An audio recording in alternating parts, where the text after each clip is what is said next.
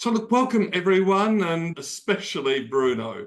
Your Thank book, which if people can see it, there we are. Thank you very much. Thank you. It's particularly interesting. I've been having a slow read in preparation for today, and look, just remarkable chapters and stuff that I absolutely love, like a chapter on appreciative inquiry, loving ways to relate to stakeholders. So it's a very serious business book by a very serious business writer. And yet it's just so different and so clever, and I just absolutely love it. And it is so good to have Babette join us as well. You know, Babette, again, has this very considered view on compassion and business, leadership, optimism. And I don't need to redo the quote, but I just think, I believe, Babette said to me, I believe that every inventor and entrepreneur is an optimist. When you look at the world today and see all the things that are happening to create better lives, it is outstanding. Poverty is declining globally. Child mortality globally is also declining, and literacy is rising. And we are an ingenious race. And I think no better example than you, Bruno, of part of that ingenious race. How lovely for you to say that. Thank you. So, Bruno, you come to the Centre for Optimism. The first question is always, what makes you optimistic? Thank you for the question, and thank you for the invite again. Well, what made me optimistic is very simple. From the business perspective, because I'm a business consultant, I observe companies that have a much more positive approach, that they try to care for different stakeholders. They not only care for customers that are the ones generating profit, but they care for employees. They have a positive approach on the workplace, but also they care for other stakeholders. They care for the planet. They care for suppliers, developing win-win agreements, but also they care for any other potential stakeholder that could be directly or indirectly related to the company. What I observed at this company, I call a new generation of companies that adopt not only a profit-oriented approach, this means economic results, but also they focus on what we call the triple bottom line approach. They try to focus on profits that are very important for business survival, but also they focus on people. This means human beings. Customers are human beings with legitimate needs, with emotional, mental, economic, social needs, but also and all other stakeholders like employees, suppliers, business partners, community members, and also they care for the planet. So they have a sustainable approach. This means that they have a long-term view that implies that this company want to leave a better world for future generations. So this is a much more positive view on business instead of being only profit-oriented. Why? Because if you're only profit-oriented, in some cases you can obtain profit by all means, polluting the environment, manipulating customers, taking advantage of employees. So I see a new generation of companies that is continually increasing, and this is a very optimistic view on the business world. Your book discusses humane business practices and challenges common business assumptions.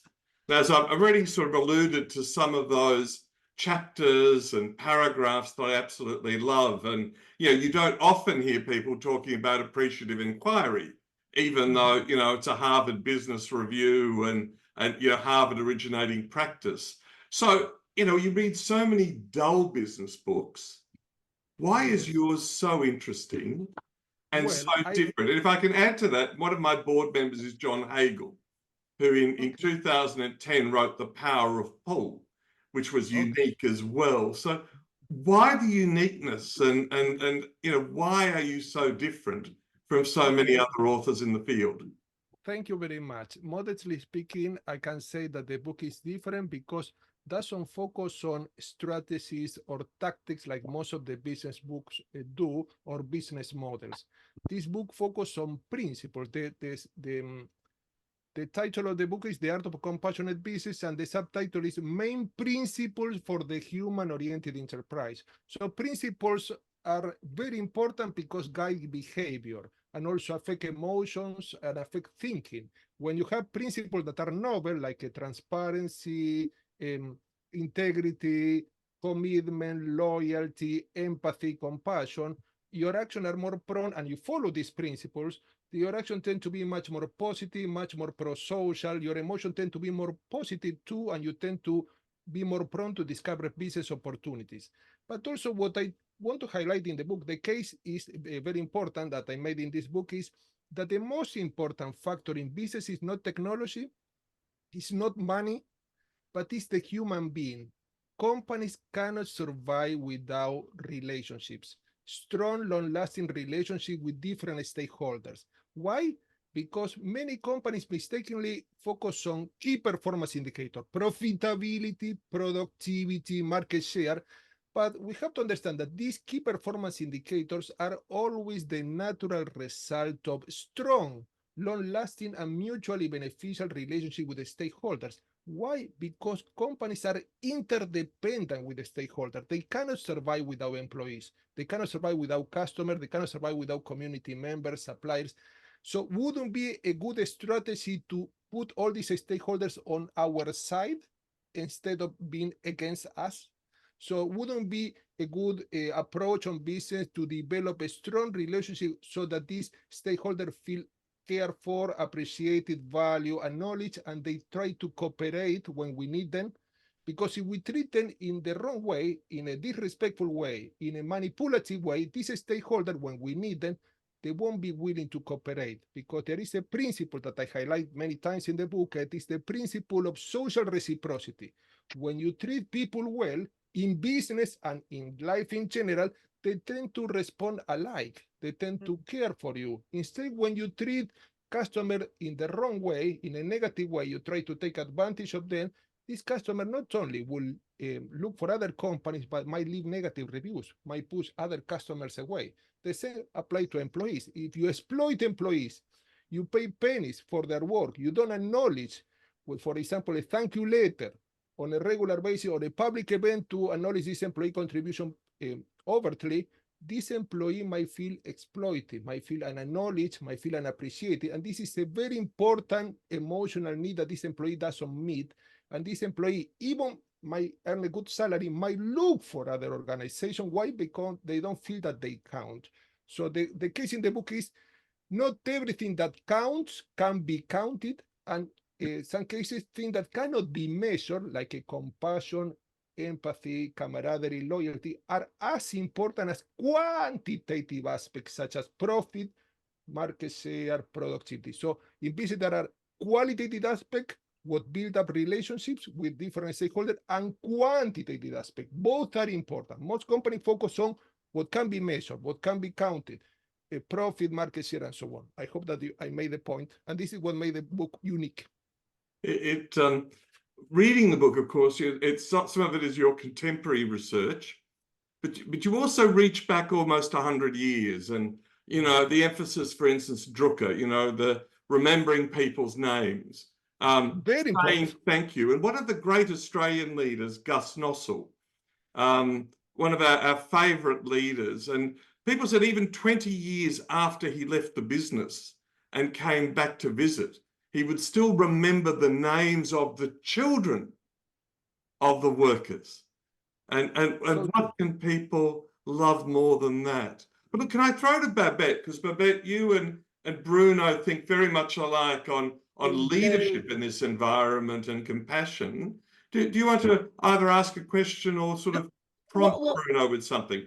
Yeah, I am very curious to understand some really some examples, I guess, from Bruno. One of the key issues, I agree, appreciative inquiry and thank yous and acknowledging another human, I think is vital. So what companies have you studied that the leaders do that can be mentors or role models for all the other leaders who are so busy playing the game of I win, you lose with all their stakeholders? Well, there are many companies, there are hundreds of companies in the book, but I will mention only a few. For example, you see in relation to adopting a loving attitude toward customer, you see a very interesting company that I mentioned several times, Trader Joe's. That is a grocery shop, a grocery chain. They're so customer oriented that not only allow customer to test all the product without buying most of the product with sample, but also there is a nice example that appeared in the media that is, for example, there was a family. This is a representation of what the company is. A family that was checking out with the shopping and was about to pay, and the child was getting restless. And these people working for Trader Joe's at the till were trying to entertain the child so that the family didn't get stressed. So they're not only doing the basic work that is collecting the money from this customer, they have a much deeper connection. Another example that I mentioned in the book is Zappos. Zappos is a company that sells a lot of products online, and customers love Zappos. Why? Because this company use their own people in their call centers, and as compared with other companies that try to outsource the call center, it's a function that most of the company. And what happened? The employees are trained to adopt a loving attitude toward customer, so much that when there is a case also of a customer that has a lot of doubts and was talking to these Zappos employees for hours until the problem was solved. You don't see this in traditional call centers. Why? Because they have a limited time. Try to resolve this in 5 minutes. Time limitation, time scarcity. So this means that they're devoted to customer. Other example of companies that are human-oriented are, for example, the Body Shop that I mentioned, that they adopt trade fair approach with suppliers. For example, the Body Shop try to support women in Ghana. Why? Because they produce there a very important high-quality shea butter that is used for the cosmetic product. But what happened? They don't pay any price to these suppliers. They pay a higher price than the price that is estimated for this input. And with this contribution from the Body Shop, these women can sustain their families, and they can build also a school for the community. So this means that it's not only a commercial relationship with the supplier, but it's a much more human-oriented. Because at the end, behind any role, any business role, supplier, customer, manager, CEO, there is a human being that has commonality with other human beings. Correct. A human being that has fears, expectations, setback, positive experience, and so on. Sorry for taking so long to answer the question. No. But it just reminds me that one of the measures that I knew on the quality of relationships was employee turnover. The lower that turnover rate, the better the culture, the relationships, because people don't want to leave.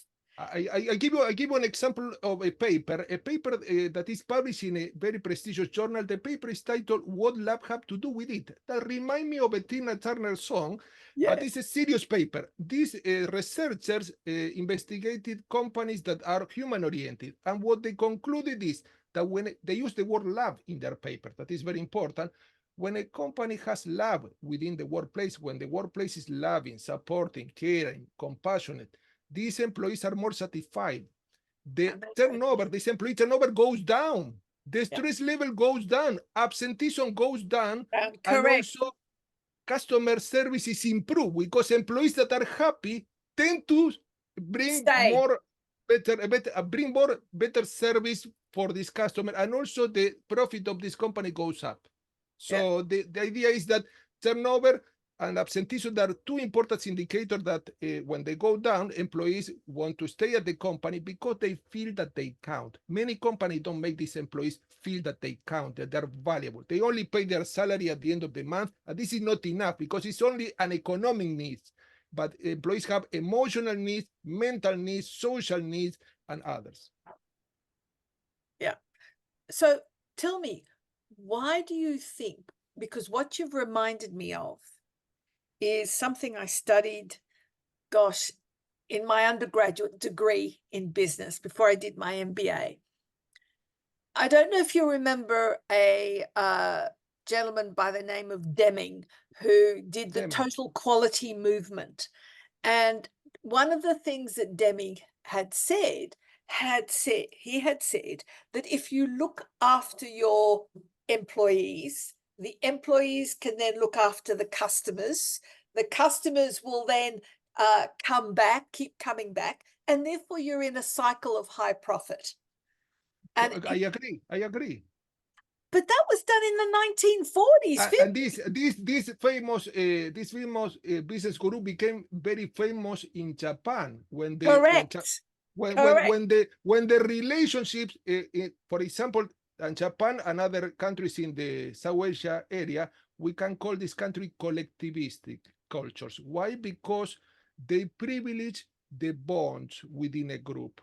Instead, for example, here in the UK, it's a different type of culture. It's a much more, and also America is an individualistic culture. So Deming became so famous in Japan. Why? Because was matching the cultural type that is collectivistic culture. I agree. I like the approach, and this was many years ago. They were far ahead. It was like a visionary.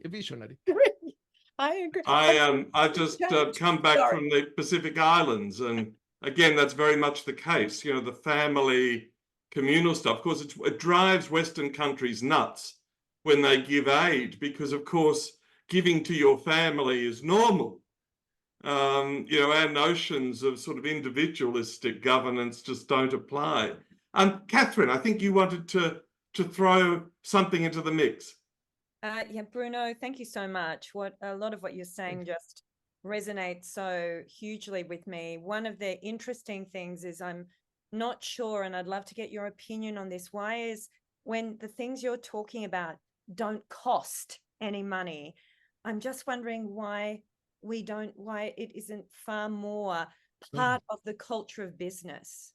Yes, I will tell you why. So the question, let me see if I understood you well, why people are not compassionate if it takes only, according to research, take less than 1 minute to be compassionate. So a kind word to others could be very important and can make their life better, their work better. Why people don't do this? First, so because they are pressurized at work. First, so when you're pressurized, you are a freeze, fight, flight mode.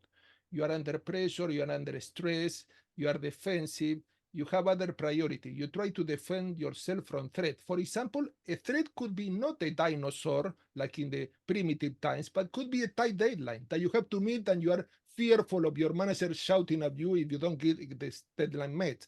But also, so we call time scarcity. Time scarcity make people less compassionate, according to research. But also another point is multitasking. Multitasking, when you have a lot of tasks to do and you don't have time to even to go to the bathroom, you don't have time to have a sandwich in the break. So, well, it's not a priority. It's a priority, but it's not a priority for many people. So this means tight deadlines too. But also many people do not understand the obvious statement that is everything in business is interdependent. So they don't understand the principle of interdependence that was highlighted by the famous legendary guru Stephen Covey, that everything is interdependent in life. We call this system perspective, and implies that you are part of a system, and for everyone to succeed, you have to contribute to the system. So in a company, everyone should be contributing to the common goals, the mission, and this should be the employees from the marketing department, the customer service department, and others. And within this department, each employee, but every stakeholder contribute also to the company's success. So forgetting about the notion of interdependence make people less compassionate. Also, when you are too self-centered, what is in for me? Many employees or many managers think about what is in for me. This is like a egotistical approach, a self-centered approach. Well, compassion, support to others is focusing on others, building relationship, understanding that the relationship are the key factor, the foundation for business. You cannot have business without relationship, and this is quite important. In some cases, also what tend to, in some cases, to dehumanize the business relationship is when you focus so much on roles. So, okay, this is the manager, this is the CEO. It's important to have a hierarchy and obviously a command and control system. But in some cases, people get too obsessed with this and they forget that behind the roles are human beings that can have emotion, they can have family issues, they can have problems at home, they have a divorce or like a health condition. So we have to understand that we have more commonalities than differences. We are all human beings. We will be for a limited time on this world, hopefully as long as possible, everyone will say, but also we try to enjoy positive experiences, but also we have negative experiences.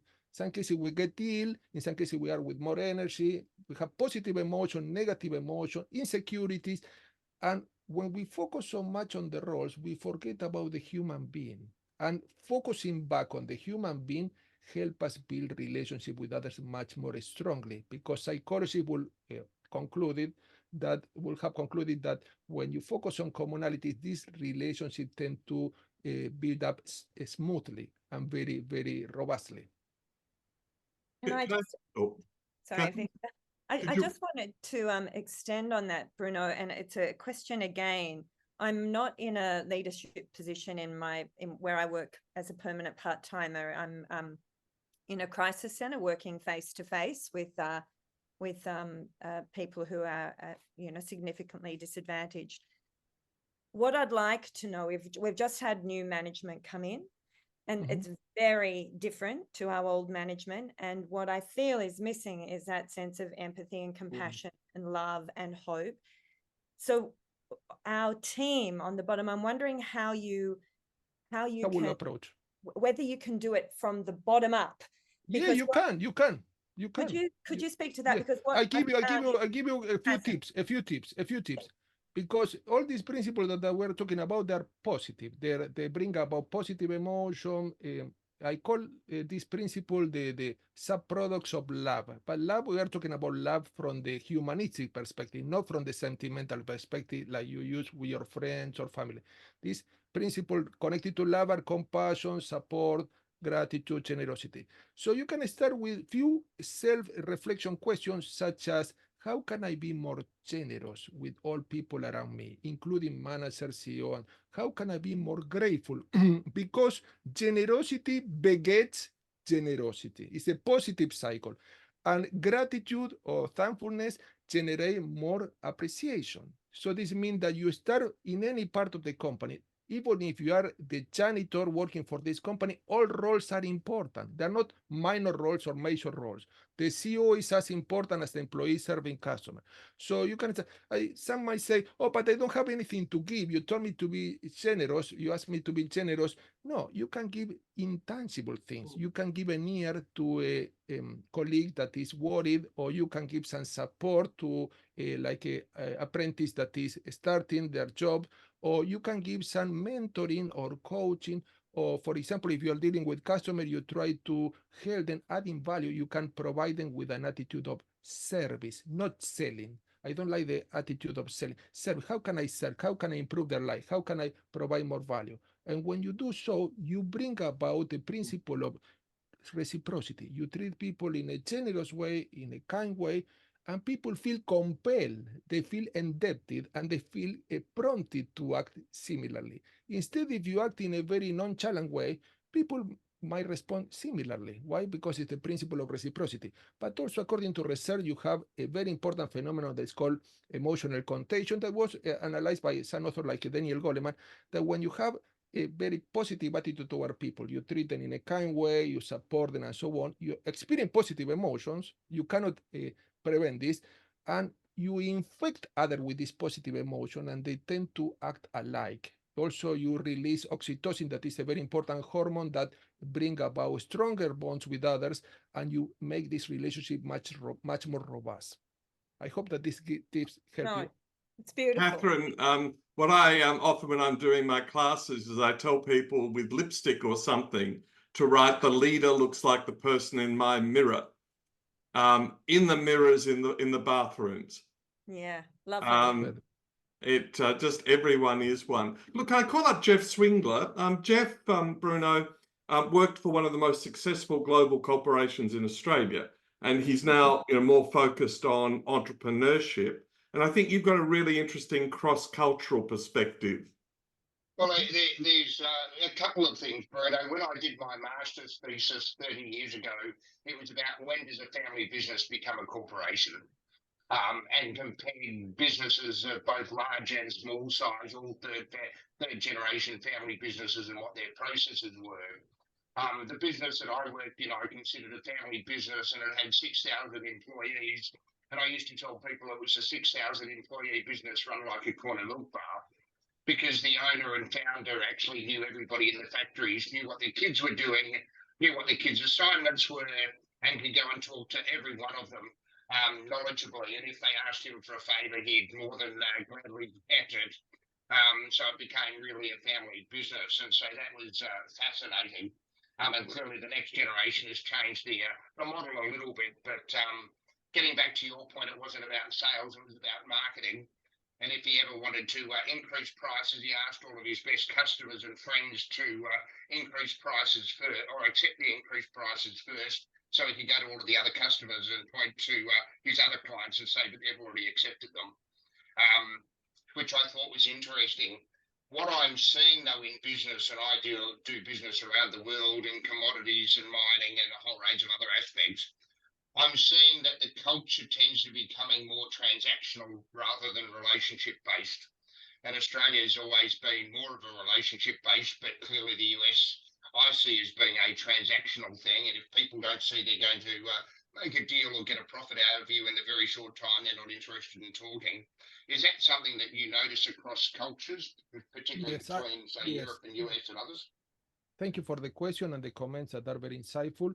I agree with you. So this varies from culture to culture. Some cultures that are much more individualistic, they're more prone to, for example, America, UK, they're more prone to be transaction oriented. This means that we want to get the deal. Time is money. You might have heard time is money. This instead, cultures that are much more collectivistic or collectivist implies that relationships are important and you have to build up this relationship before doing business. There are two different approaches. We're not here to criticize cultural approaches, but we have to understand that from the common sense perspective, without relationship, you cannot have business. So, and will be important to strengthen this relationship as much as possible. Why? Because you cannot buy trust. You cannot buy trust, even with the best contract.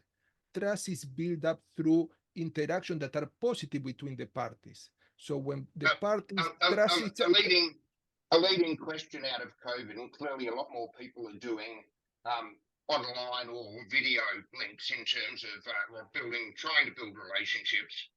And organisations have seen that even students learn better when they're doing things in real life rather than over in the screen. Do you see there's been a reduction in those relationships because of people using Zoom or Teams or other things? No. Zoom is a medium that can be used in a positive way, for example, to shorten distance, like in this case, and I really appreciate this type of technology, but also I always advise companies to have a combination of tools. Don't focus only on technological tools that are very important, like email, but whenever possible, when the topics are very relevant, and if you can switch to much more one-to-one interaction or personal interaction whenever possible, this is important, because if not, everything will be through technology.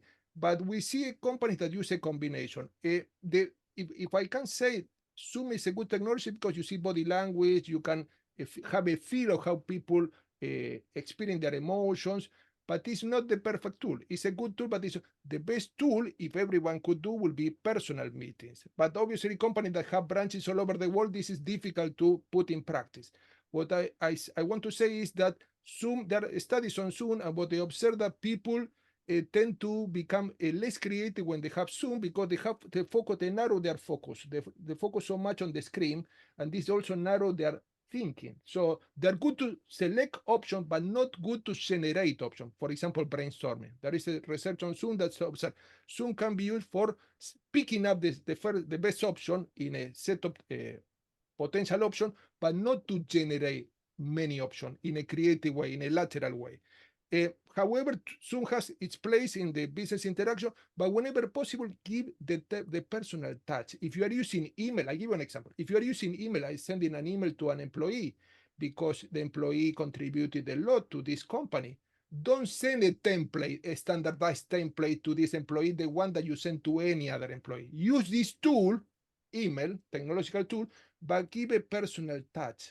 Include the employee name, describe his or her personal contribution in detail, be grateful and explaining why you are grateful for this specific contribution. This means that tools like Zoom and other can be used, and you can add the human touch to make the employee that you are not copying and pasting templates and sending to all employees without taking the individuality and the uniqueness of this employee. Am I clear? Yeah, totally. No, and one of my startups was in the aviation space, and clearly Australia's position in aviation at the end of the hemisphere is not a very strong one. And my business was effectively competing or working with Airbus and Boeing and others. And so in 1 year, I did 11 around the world trips, a week in the US, a week in Europe, just so people could see me face to face and I can say, I'll be back in your office on this day, let's make a new meeting. And then in that same year, 2 day trips to Europe. So 50 hours of flying, 8 hours on the ground in Brussels and another one in Geneva. And as a result of that, our 7-person business in Australia was ranked in the top 2 in the world by NASA and Eurocontrol and others for what we were doing in aviation. It was only, in my view, because of that personal touch to be able to take people out for dinner, have long discussions with them between meetings and other things that you could actually get through that you were serious about where you were at, which I don't think would have come across in a video call. So, You're spot on. People are always amazed that we fly so far and that we speak English. so true. Well, my Spanish and French isn't terribly good, Victor, but It's a good thing we live in paradise, isn't it? yes. Bruno, Jeff was going for his walk the other morning and he walked past my front door, my front gate, and he was forced to admire my roses, even though they had aphids on them. Okay, you are neighbors. So good. Babette, do you want to Yeah. join up some of the dots around optimism and compassion and leadership? Yes, because I'd like to understand where does compassion and optimism cross?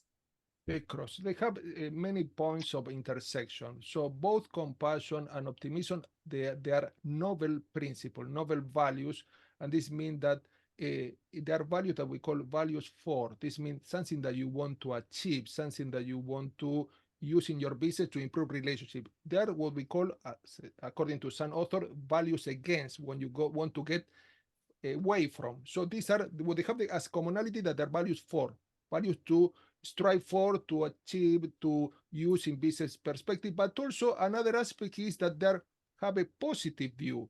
So in the case of positivity, optimism, you have a very positive view of reality, and obviously you can connect to some realism, optimistic, realistic, but you have so you focus on what can be achieved, what can be done, what the opportunities are about to come. You try to frame things in a positive way, and when you do so, you try to bring about positive emotion in yourself and positive thought, and also a positive emotion in others because of emotional contagion. In the case of compassion, this is also a pro-social principle. We call pro-social because you connect to others, and implies that you try to see the positive side in any challenge that is experienced by people. Why? Because compassion, to define this simply, is the ability to understand how people feel, how people think, and also especially when they go through challenging situations, for example, divorce, or for example,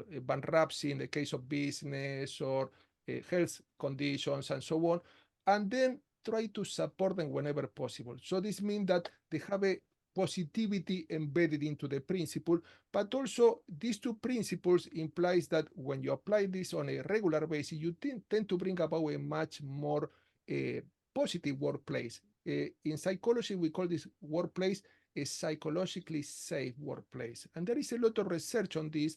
When you have a psychologically safe workplace, employees can be themselves. They're not fearful of making mistakes. They're not fearful of being fired if they say something that is wrong. Is wrong. They're not fearful of innovating.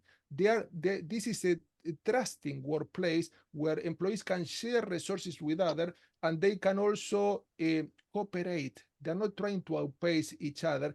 And what I see in many companies, I'm advising a lot of companies, what I see that many of the workplaces are fear-based. When the workplace is fear-based, employees tend to adopt the freeze, fight, flight mode. They tend to be defensive.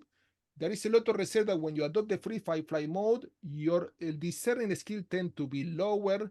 temporarily, they tend to be impaired. Your creativity goes down, your productivity goes down. Why? Because you feel fearful, you feel in a survival mode.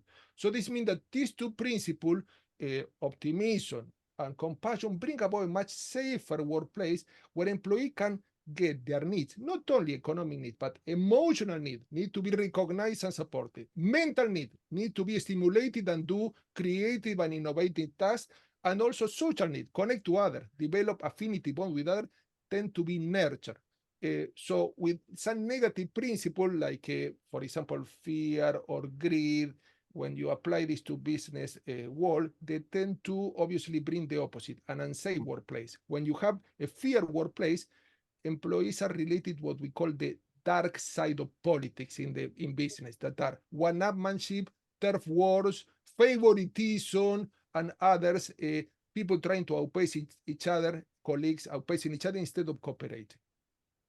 How then? Okay, so I understand the whole idea of scarcity drives the fear principle.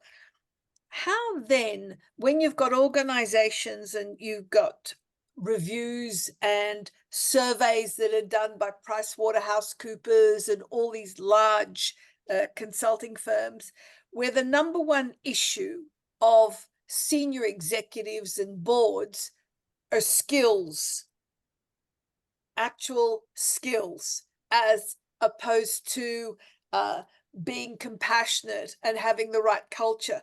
If people have got skills, but you've got the wrong culture of no compassion, of, scarcity, you will do what you're told, this is your KPI.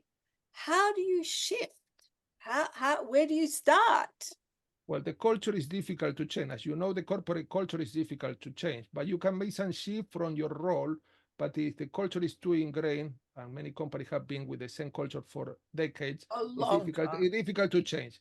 Two options. You try to make your little contribution, what is unlikely to have a very positive effect because you cannot fight against culture, but you might try to provide with your approach.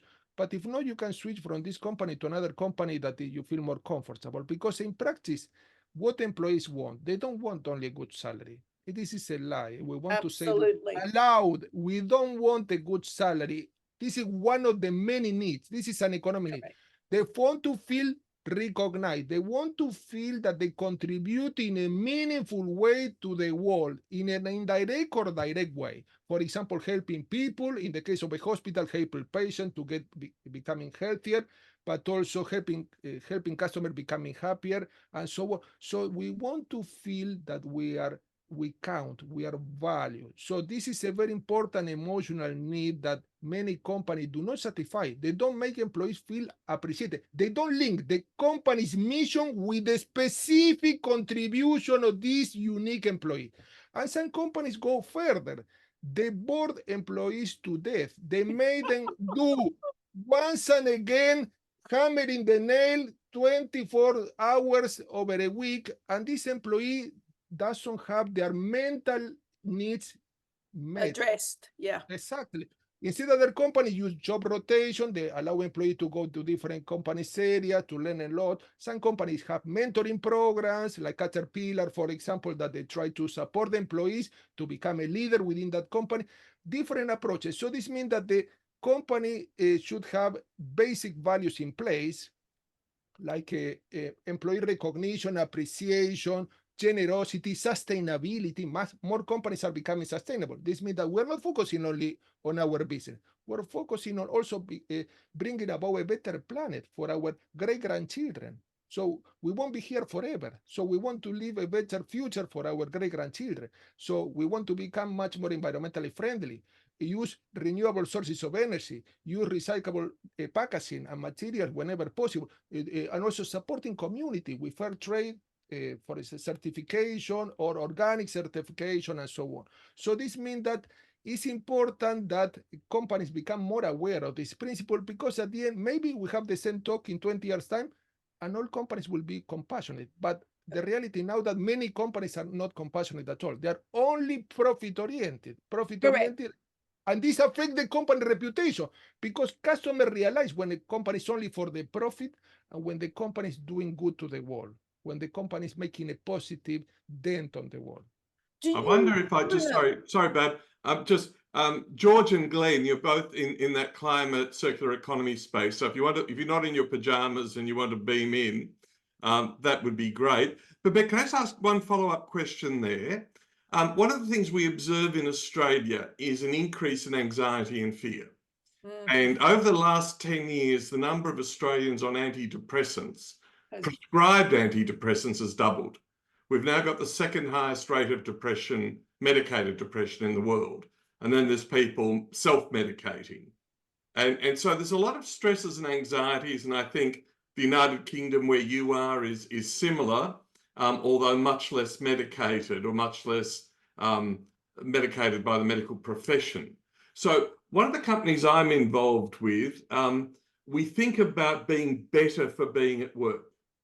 You know, that you go to work having been frustrated by the traffic, having had an argument with your teenager, you know, maybe you're in the middle of a marriage bust-up. And so coming to work in some senses becomes an oasis. Have you thought about that in terms of your compassionate, loving company? Yes. And I mentioned a very important principle. Thank you for the question. I mentioned a very important principle that is playfulness. Many people will not relate playfulness to business. Say, no, playfulness is for children, for example, spare time. However, you see a lot of companies. We have a case of a company here in Europe called Innocent. Innocent is the company that produces juice, natural juice, soft drinks.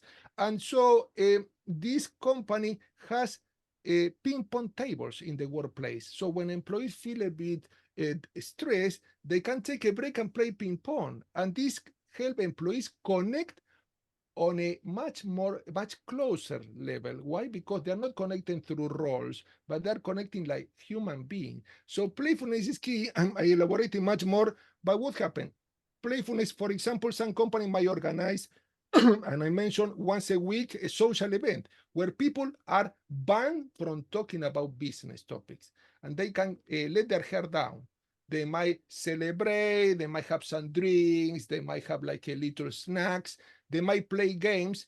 And also what I observe also here in the UK and in Europe is that there are full organizations that are organizing events for big companies. For example, treasure hunt or any outdoor activity that made the company people much more relaxed and at ease. And why is it so important? Because when you get this stress out, you release this stress, you come back to work much more revitalized. You might come back to work much more refreshed. There is a lot of research on this.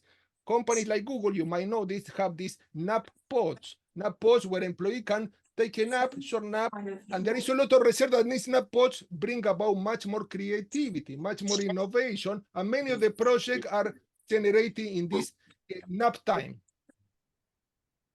Based on what you've been studying for such a long time, Bruno, have you seen a rise in the compassionate organization? Have you seen a rise, or is the world events that are happening around us, the mentality changing if we're so depressed and we're the most medicated and, you know, around the world? I think changes. The changes are not enough, but I see changes.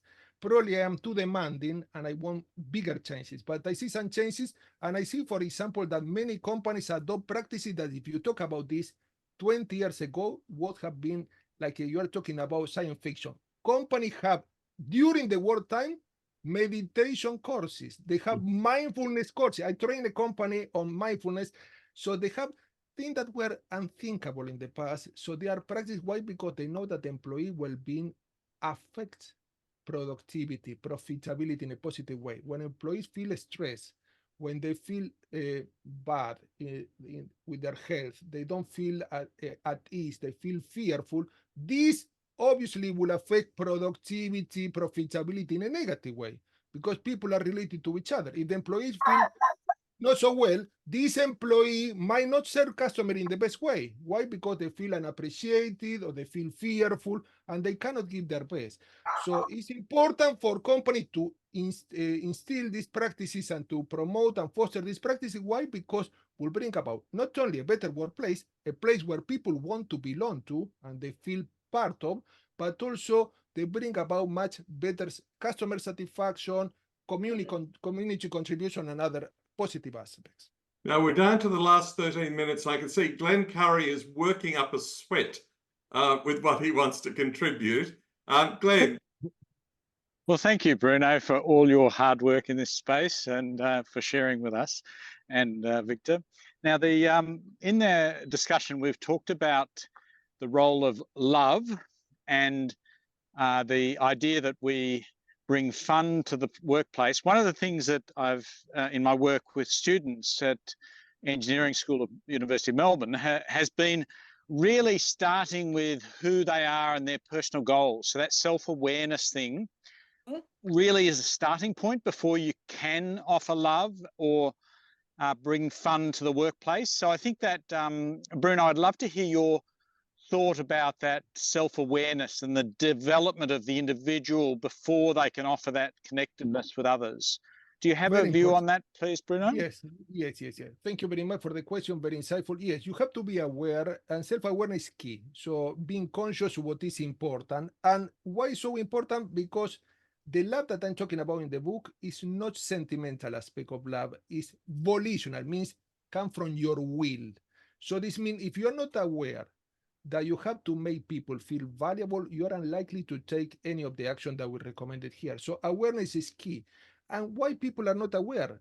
Well, in some cases, they get distracted with trivial things like social media or mobile phone text that they check 100 times a day, instead of focusing what is important. What is important, according not to my opinion, according to a longitudinal means across many years, a study on happiness. The most important aspect in happiness in the business world and in outside the business world is relationship, a strong relationship with different people.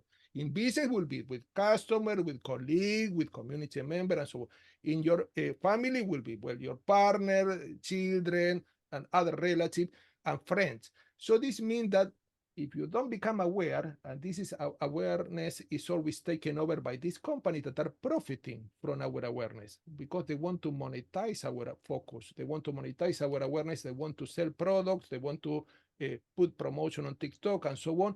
Well, we have to regain our capability to be aware what is important. We have a term in business that we call conscious customer. What is a conscious customer? Conscious customer is the customer that not only look for the best product that satisfy their innermost need. For example, if I want to go on holiday, then it will be having a good time, but it's also a customer that is conscious of companies that are not only focused on profits, he's very aware, or she's very aware, but is focusing on companies also that are bringing about a positive impact on the environment, environmentally friendly, and they're bringing about a positive impact on the community. For example, donating resources, volunteering, and so on.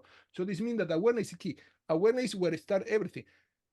People in some cases have some challenges to focus on one important thing. Why? Because they are overwhelmed, as we saw, by multitasking, pressurizing bosses, and so on, that it makes it very challenging to build up some time for this relationship. But we saw that being compassionate take 1 minute, less than 1 minute. So you can save always 1 minute and become aware that this 1 minute can be utilized to build up a strong relationship with different stakeholders. I hope that I answered your question. And a bloody good question too. Can I call in George Osborne? Hey, George. George is in charge of economic development for the northern part of Melbourne, which there is a new city every 5 years the size of Canberra there. He's got most of the migrants, refugees. It's an extraordinary place. And he's also a leader in the circular economy, teaches at the UN Staff College and the like. So, George, what are you seeing and what's your perspective?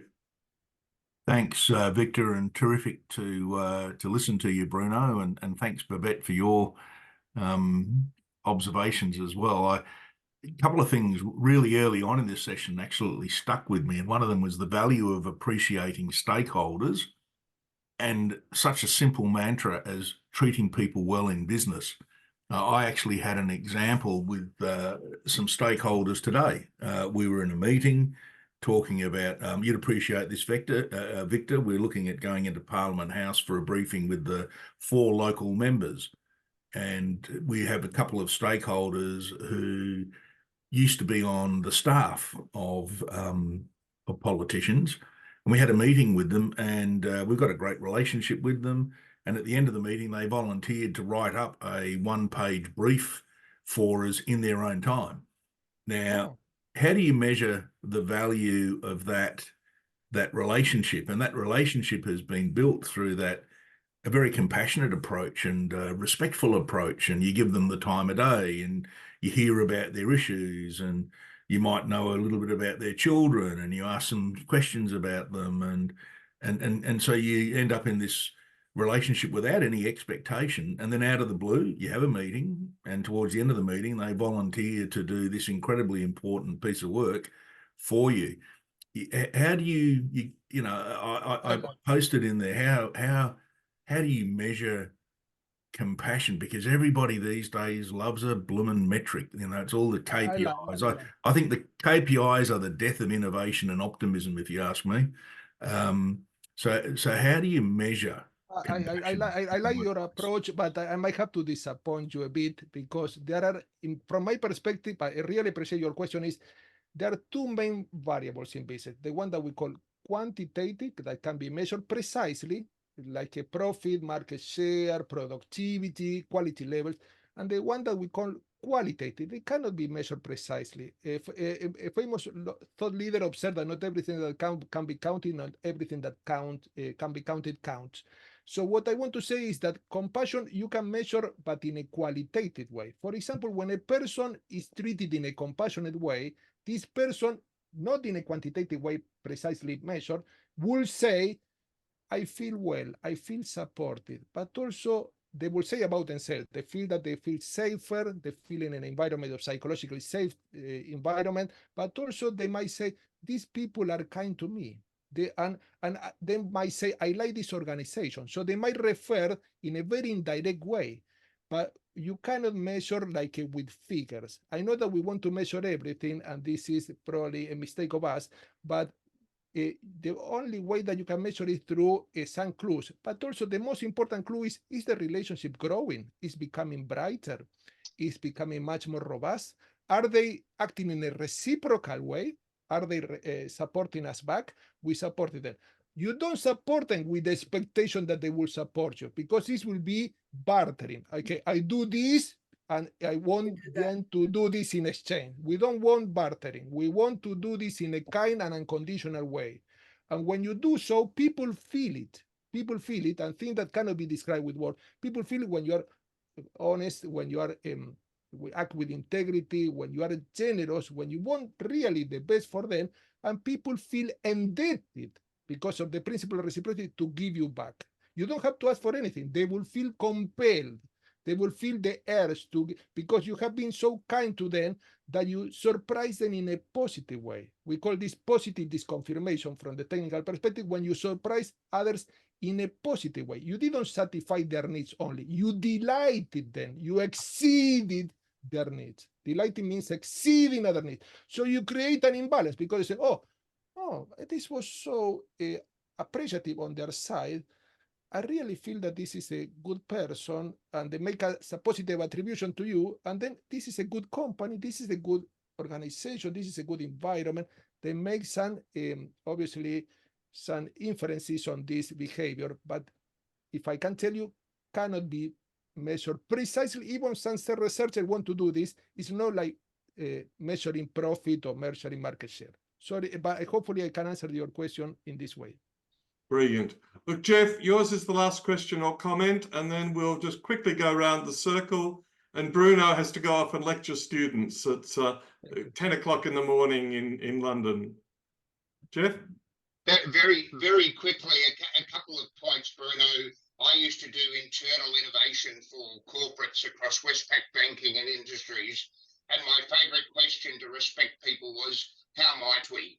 And it might be, how might we build a business, or how might we take your idea forward? So without being arrogant that I know exactly how we're going to do it, but we can do it together. So that was inclusive. My mother, who is 94, was known as the happy hugger. And I tend to have people come and hug me. And I actually gave Victor a hug on the weekend. And I had one of the ladies who's very well recognised in the Australian funds management community at a conference come up and give me a hug.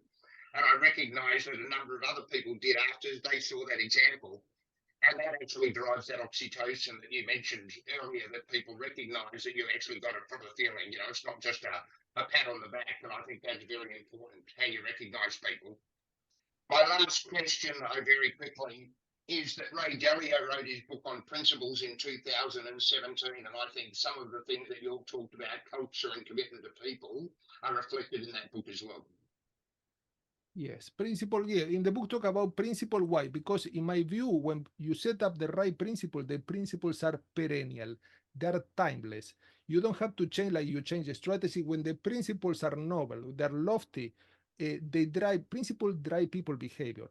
What we have some challenges in some cases to find out the highest principle possible that they can give. Why? Because they're so focused on strategy, on tactics, that this is important, but they dismiss the aspect of principles.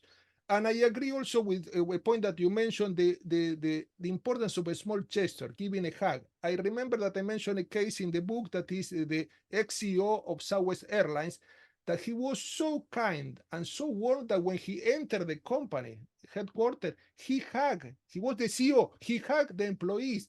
Employees considered him as family. So he was very well loved by all the staff members. The importance of a small gesture that you mentioned is so key, and they're not so small. We call it small, but they're significant to other people. They have a very positive impact. Thank you.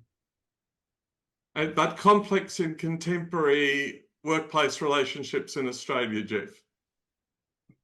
That is odd. So listen, what I'm going to ask Babette, George and Catherine, just one sentence each on your reactions to what we've had tonight.